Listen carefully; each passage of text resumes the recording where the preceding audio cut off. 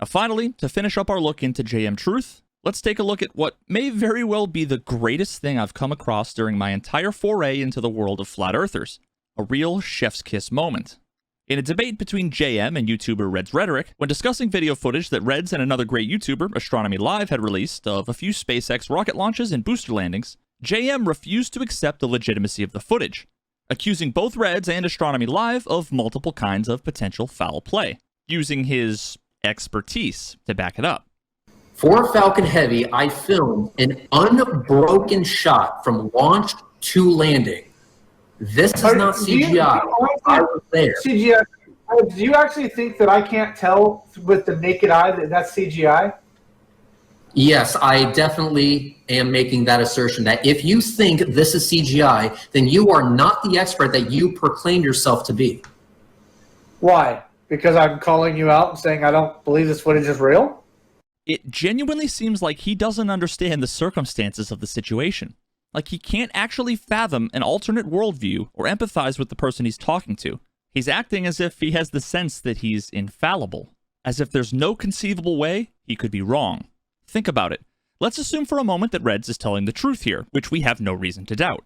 There's only one person in the world that unequivocally knows the truth here, Red's Rhetoric. He was there, live, saw it with his own eyes, took the video with his own camera, and did not do any manipulation to the video in any way. So when someone comes to him and says, I'm an expert in CGI and I can tell that your video is fake, how could you not immediately dismiss their quote-unquote expert opinion entirely when you know for a fact with 100% certainty that he's wrong? So that means that I'm not sincerely an expert with film because I don't believe this is real? I can't sit here and tell you that I had special effects training if I didn't have special effects training. Now, I don't know why...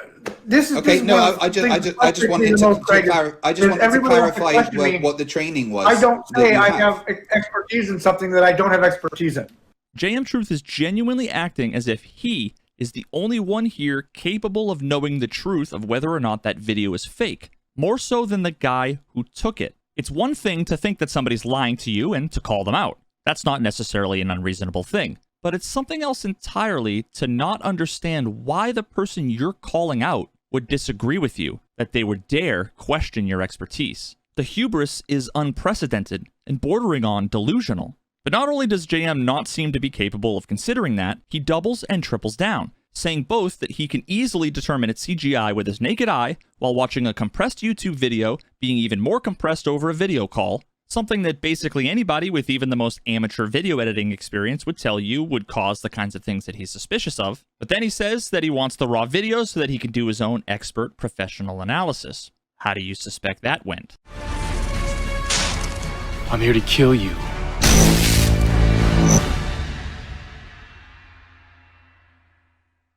But you don't want to throw me under the bus and say I don't have any authority to speak on this matter when actually I'm the only one with any authority to speak on this matter. Enya, run! When it comes to video footage and film and... You think you could escape me? Sound and that kind of stuff, that's kind of my purview. Special effects, VFX, that kind of stuff.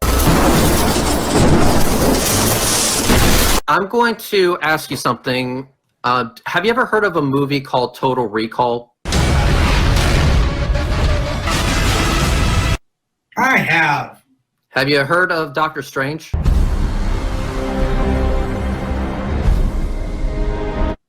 Yep. Ex Machina, 2014. Do you want to be my friend? Of course. Now the question is, how does she feel about you? Did you design Ava's face based on my pornography profile? Yep. Okay, cool. Duncan Kennard. Duncan Kennard is my point. 20 years, visual effects artist, now has the link to this show. And guess what? You weren't the only one that got sent the footage from the camera. I also sent it with him with 20 years of experience in the field, and unlike you, he actually has a record to back up his bullshit. So guess what? He will also get it, and he, I like being prepared. No. I didn't Craig, if you bring in anyone else on this show, I'm leaving. I know, me too. Go ahead, run away.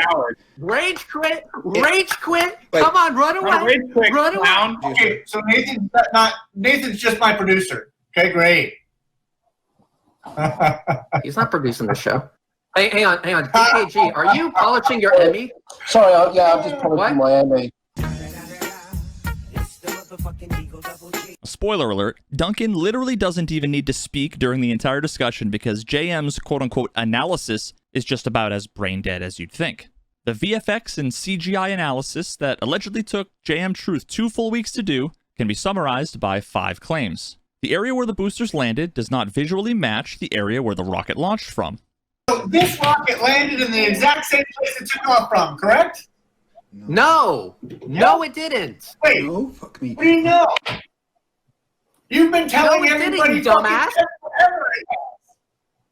No, it didn't, This you is dumbass. That landed... Dude, It's you not dumb, the same dense motherfucker. The landing pad is over 9 miles away from where it started, you fuckface. You told me in the other video that it landed directly where it took off. That's what you No, told me. I never And did such a thing. What is it? Hey, dumbass, that's not just understanding. Everybody understood that. No, everyone didn't understand that. That's not what's ever been said, Yes. you dumbass. Yes, that is what you said. You cannot be fucking serious. You literally thought it took off and landed at the same place it took off. You literally thought that. Oh my god. You literally fucking thought that, didn't you? Right. Hey, listen, if this is 9 miles away, you sure as fuck didn't move the camera 9 miles. Oh, yeah, that is... You guys, this is the stupidest shit in the world. Claim number 2. The smoke shown in the video after the landing is clearly fake.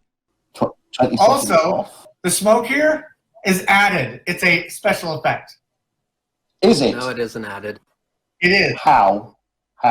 Who? Where? Well, how? smoke is transparent, correct? Claim number 3. The camera could not have possibly panned or moved far enough to have been able to track the path of the rocket and boosters. This is a launch pad. Do you see all the hardware, the towers, and shit like that? Go down here, and you'll see the SpaceX logo. See the total lack of structure that would support a launch, but is perfectly adequate for a landing? This is the landing zone. This is what you confused as the same spot. Another thing that I wanted to show you here is this. Observation point. Notice how I can film this, and all I have to do is swing the camera to film this. I can film this, and then all I have to do while tracking the camera is turn the camera to film that. They are not the same location, you dense motherfucker. JM, technically that's just known as a pan in the industry. I just thought you might never know. Oh, yeah, pan. But I'm sure JM fucking knew that, right? I don't know what a pan is there, buddy. The problem is there was the distance at which you would have had to pan that camera did not take place. How the fuck do you know? You were looking at sky, you dumbass. Claim number 4. The rocket that took off was white, and the one that landed had a different paint job. Proof they weren't the same rocket.